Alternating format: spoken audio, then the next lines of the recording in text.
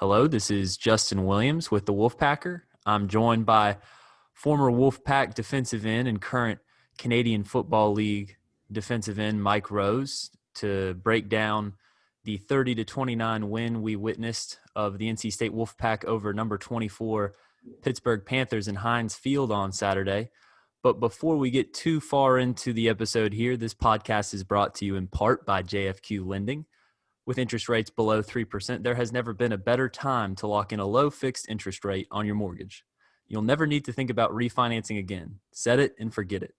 And with JFQ Lending, you are guaranteed to get the highest level of customer service. They have an A-plus rating with the Better Business Bureau and over 3,000 five-star reviews. Give Hunter Clausen a call today at 480-513-3992 or email Hunter directly at hclausen@jfqlending.com. That's HCLAUSSEN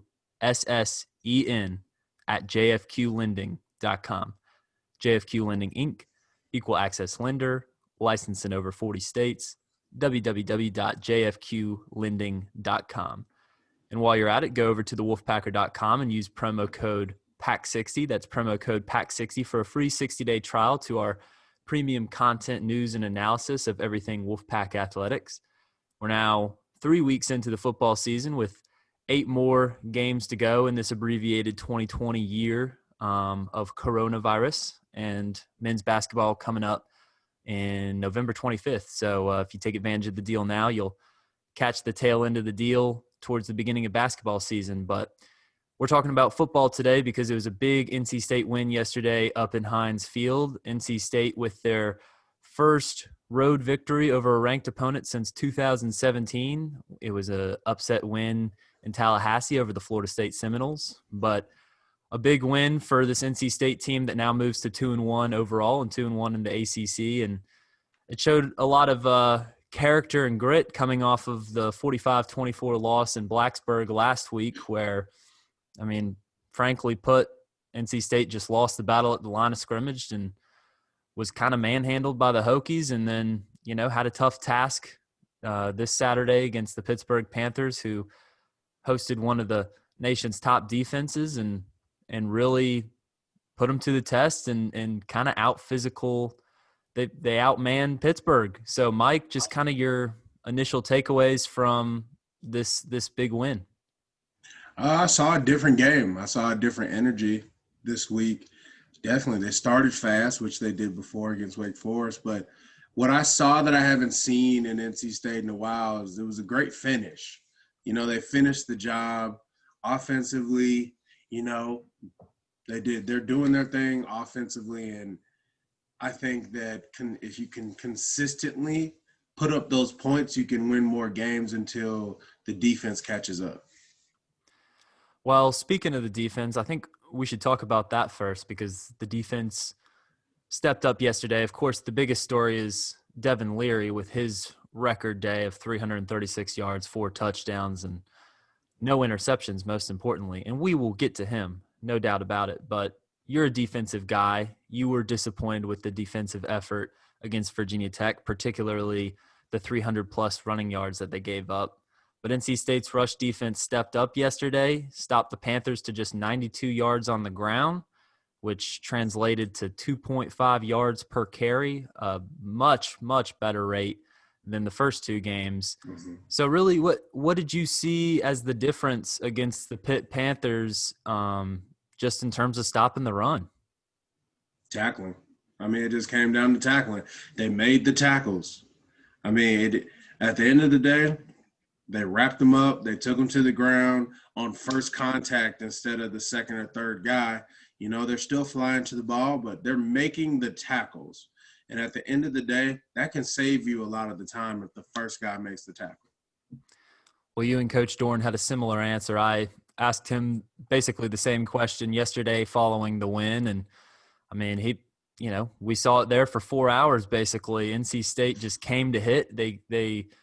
They took the momentum of the game on the defensive side of the ball at many times. That goal line stand and Pittsburgh's first offensive drive of the second half, I thought was a real momentum swing there. It looked like, Pittsburgh's receiver, I forget the specific one, but if he hadn't stumbled on that wide open throw from from Kenny Pickett, that would have been 6 for the Pittsburgh Panthers. They would have taken the lead 20-17 early in the third quarter, but instead they get to the NC State 1-yard line, and the Wolfpack defense comes up big, stuffing the Panthers on 4 consecutive plays, turning the ball over on downs and maintaining the lead that was, I thought, very important at that point in the third quarter. What kind of confidence does that give a defense to step up and make a play like that at the 1-yard line?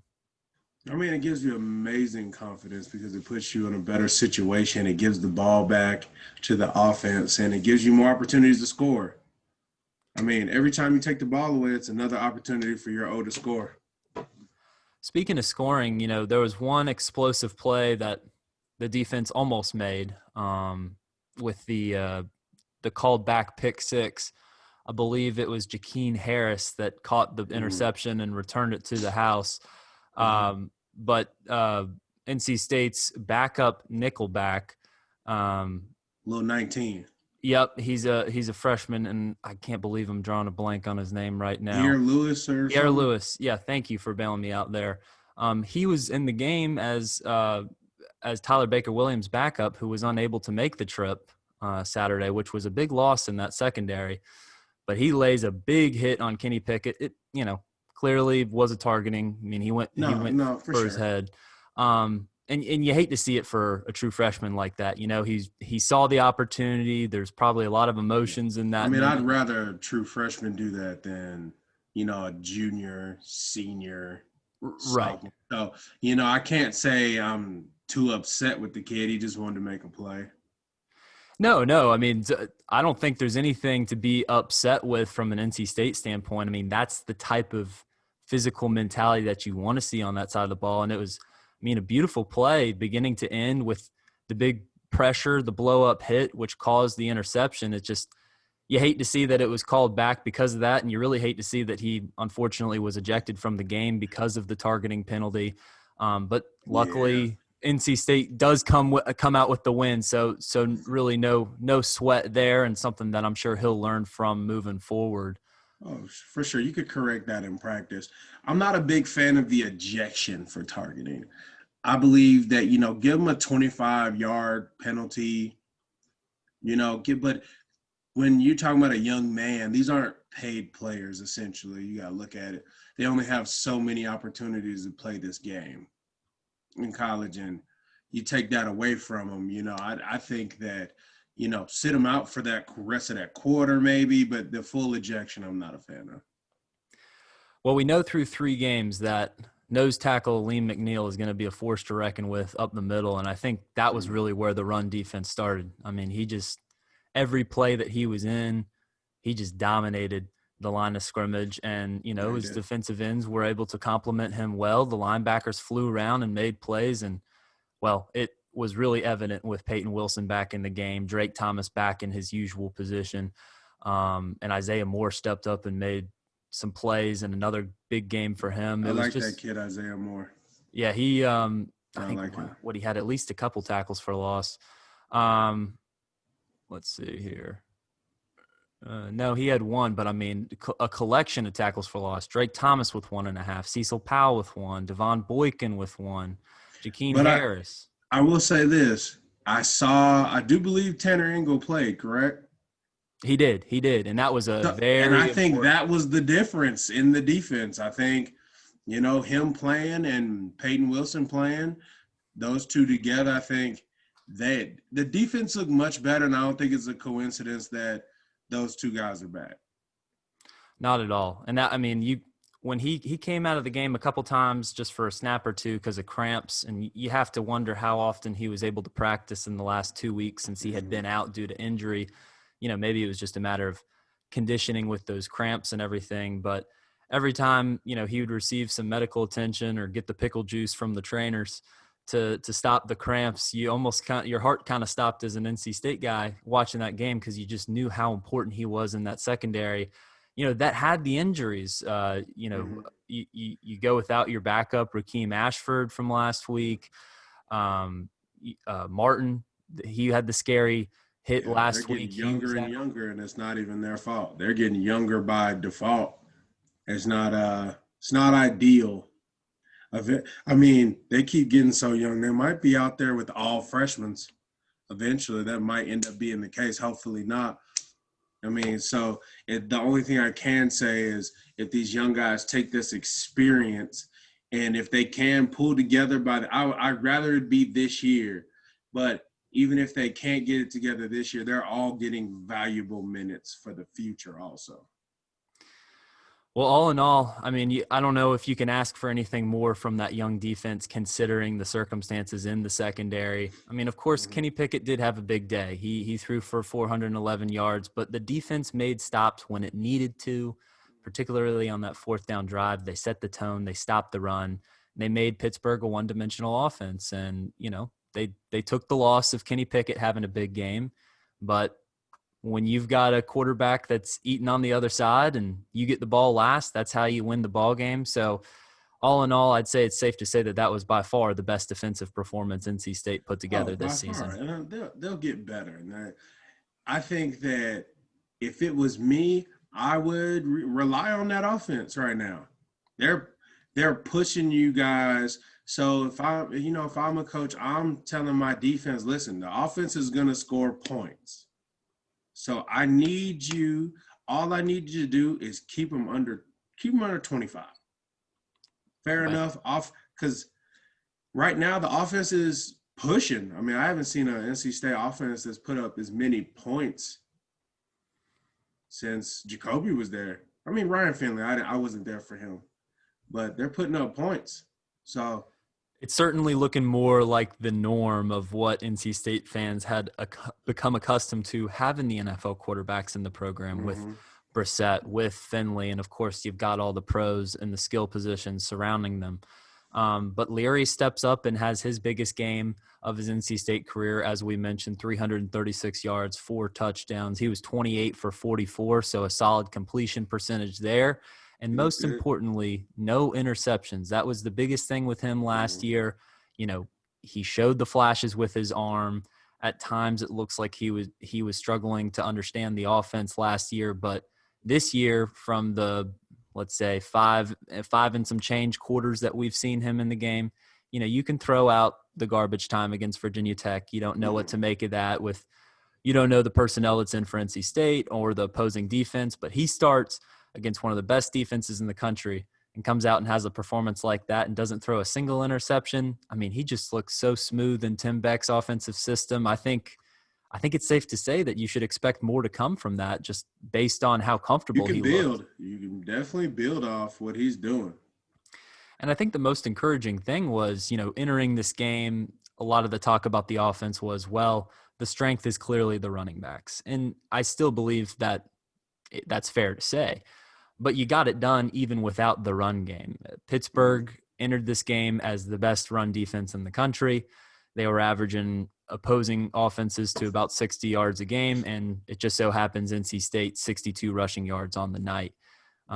Ricky Person, Bam Knight, Jordan Houston combined for 72 yards together. So all in all, their lowest performance, but they had some quality runs when they needed to. And the pass game was just looking so efficient. There was no reason to run the ball more than they did. I thought it really complemented each other pretty well throughout the game. What were your thoughts there from the running backs in the run game?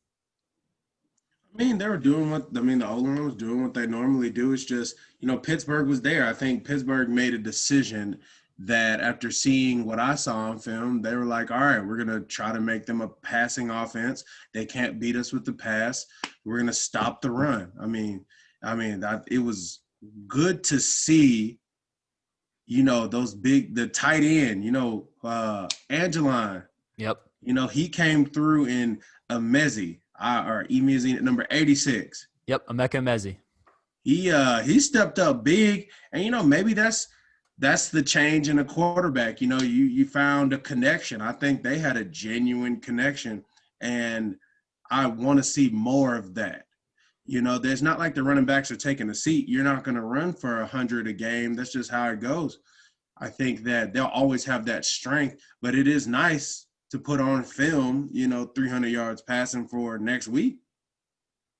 Absolutely. Another tough test on a road game against Virginia next week. We'll get into that a little bit towards the end of this. But all in all, I think the main takeaway that you have is, A, you found your quarterback. You found the quarterback that you're going to be able to ride with. He has the potential. He's shown the ability that he can make this work in Tim Beck's offense, and he showed that he can get through an entire game against, not to mention a defense that was top 5 in the country in takeaways per game. Goes out there, no interceptions, no fumbles from the running backs. I mean, I think that was arguably the most important stat from the offense. Yes, they produced. They were stopped many times as well because it was a strong defense, but no turnovers. And that was just so important, something that NC State was unable to win the turnover margin in the first couple games there. But you talked about Emeka Emezi and a big game for him, a confidence-building game. You know, he kind of had limited roles in the first 2 games, and last year was his first year where he kind of became the guy, or was expected to become the guy in the wide receiver room. In his first year, he's playing under guys that are future pros like Jacoby Myers and Kelvin Harmon. And so he was always that third option and was able to produce in that role, but it was kind of an adjustment moving to that wide receiver 1 role last year. So he changed his number back to 86 this offseason. You know, he switched to 3 the previous year before, and he frankly said before the season he just wasn't happy about his play, and he wanted to show that he was more than what he was last year. And I think finally he had that signature game that he was looking for. He finishes the night with leading the team in receptions, yards, and touchdowns. 7 receptions, 101 yards, 2 touchdowns on 12 targets. And, of course, the most notable touchdown coming at the end of the game winner with 23 seconds to go, and a clutch catch, pressure moment. It's easy to say, you know, he was open, it was a good ball, but you still got to make the catch and step up and do it in the moment. And he sure did it. And just, I mean, you can't even put into words how big it is for a guy like that. I feel like you can just expect way more from him from the rest of the season with a confidence builder like this. Devin Carter had another good game too. 3 receptions, 72 yards. He showed his explosiveness. And, of course, Leary completes 5 passes over 20 yards, and it showed the ability not only to get it done in the dink and dunk pass game, but also the ability to stretch the field and force defenses to play true, which will translate to more production in the run game down the road. So anything else to add on offense before we give out our game balls, Mike? Throw the ball to Angeline. I like him. He's a big target, and tight ends for young quarterbacks are great. Tight ends with young quarterbacks, they're big targets. You know, throw the ball to Angeline. And, you know, I'm a big guy of keeping receivers happy. Keep throwing it to, you know, Emeka. It's nice to throw the ball around. That's nice. But I'm big on feeding your guys. Feed your guys who you know are going to make the plays for you. You know, like your running backs, you fed them. It didn't really work, but other guys stepped up. So I think as long as on offense they keep putting out these performances, they can win games. I mean, you give me 25-plus points a game, it's going to be hard to lose. Well, you mentioned Kerry Angeline. He gets 4 targets. He catches all of them for 60 yards, and half of those receptions were for touchdowns. I mean, he's a real problem as a red zone threat with that size of his. And it reminds me of Dave Greenidge. What makes you say that? A big, elusive guy. Can catch the ball in a lot of odd positions. I like Angeline.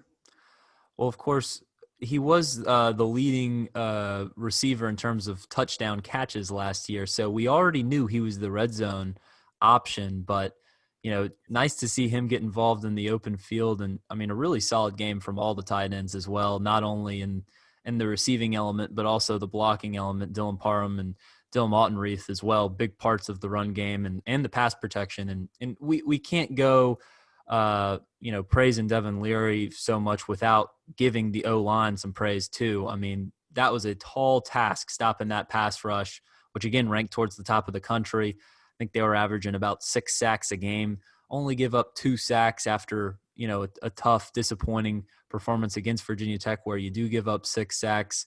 What did you see from the O-line specifically?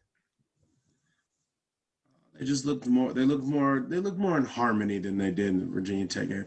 O-line's about being in harmony, being together, and I think that they were in sync. And I think honestly, maybe Leary has that leadership factor. Maybe they trusted him more being back there, and they just blocked better. I mean, that can happen. And we mentioned all these receivers. We have to mention Thayer Thomas, who comes up with the huge 4th down grab in that last-minute drive. I think it was 4th and 12. He gets open on the sideline, makes a big catch from Leary. It's very clear that Leary and Thomas have a good connection between them. He finishes the night with 6 receptions for 48 yards. No scores, so maybe that's why he's not being talked about as much, but another really solid game for Thayer Thomas and probably his best game of the season as well. So, Mike, with all that said, we've covered the offense, we've covered the defense. Let's give out our game balls. I'll let you go first. I think there's quite an obvious one, so if you don't pick him, I'm going to, but go ahead. Man, I'm going with big Kerry Angelon, man. Okay. I'm going with the big dog. Keep feeding him. I think that he is very valuable in this offense, and I think that the more he eats, the more the Wolfpacker win. And a homecoming for Kerry Angelon. He's a Pennsylvania guy himself. Returning to Pittsburgh, Heinz Field, of course, not playing before any fans, but he's from Chester Springs, Pennsylvania. I'm pretty sure that's pretty close to Pittsburgh. So good storyline there for him. But of course, it goes without saying, we got to give at least one game ball to Devin Leary. Great stat line. I think he's the first NC State quarterback to throw for over 300 yards, 4 touchdowns, and no interceptions in a game since a somewhat well-known guy named Russell Wilson, who's now getting it done in the NFL with the Seattle Seahawks. He did that, I think, in 2009, and that was, I believe it was against an FCS opponent, if I'm not mistaken. So it wasn't like it was against the one of the best defenses in the country with Pittsburgh. So you can't ask for more from a performance from Devin Leary. You got to give him the game ball. And I think he makes this season so much more interesting moving forward, because if he can play like that, sky's the limit for this team. Sky would be the limit for any team if you got a quarterback that plays like that. So, Mike, any last takeaways before the Pack prepares for Virginia next week? Another road game 3 of a road trip here. So how can the Pack stay grounded and get it done next week with another tough road opponent? Treat every opponent the same, man. You want to beat Virginia just as bad as you want to beat Pitt. Doesn't matter if they're ranked or not. Don't look at those ranks. Just beat them up the same way you beat up on Pittsburgh, and keep that momentum. The more wins you get, the more confidence you get, and you tend to play a little better. So keep the same momentum. Try to gather that momentum up. Well, look, this game showed us a lot about NC State. We knew it was going to show us a lot coming into this game. How are they going to respond after a disappointing loss to Virginia Tech? They have that big win to start the season, gives them some confidence, and then they come out a little bit flat in that game against the Hokies, at least in the first quarter. And then it was pretty even throughout the way. But they came out, they punched first against Pittsburgh, and I think they're going to have to replicate that performance again against a tough Virginia Cavaliers team that hung with Clemson last night. They only lost by 17, which, I know only lost by 17, but we are talking about the Clemson Tigers, the best team in the country here in Death Valley after a bye week. So an impressive performance from Virginia. They're going to be a tough out. And if NC State can go into that game like they did this game, then I would expect another win. But we will see. It's still a young team. It's still a team that's going to go through some growing pains. So as much as this game taught us about this team, I think this Virginia game might be the biggest telltale sign. If they can get up for a Virginia team, there's, nothing sexy about going up to Charlottesville and playing the Virginia Cavaliers. I know this Pittsburgh team is a big challenge. They had one of the best defenses in the country. They're a ranked opponent, like you said. But can you do it against just some other team in the ACC on the road? If they can do that, they can replicate this performance. Sky's the limit for this team. So Before you go, please be sure to subscribe, rate, and review this podcast wherever you listen to us. And please be sure to subscribe to our YouTube channel if you're watching us that way. Give us a like on the video. It helps us out. Give us a comment. Tell us what you like about us. And, of course, be sure to follow us on social media. You can follow the Wolfpacker account at the Wolfpacker on Twitter. You can give Mike Rose a follow at SavageMike90 on Twitter. You can give me a follow at Justin H. Will. And, of course, give us a like on Facebook, NC State Wolfpack on thewolfpacker.com. While you're at it, use that code PACK60 on thewolfpacker.com for premium NC State news, analysis, and content. And for Mike Rose, this has been Justin Williams, and this has been the Wolfpacker Podcast.